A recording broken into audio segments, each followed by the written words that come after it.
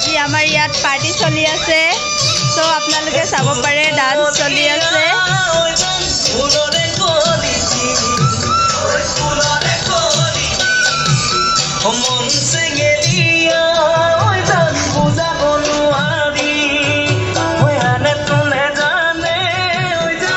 এয়া চাওক আপোনালোকে হাঁহৰ মাংস আৰু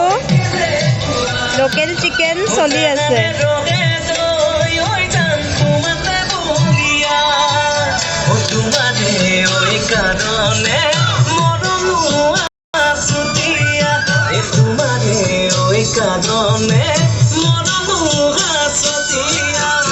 সঁচাকৈ সুধিছো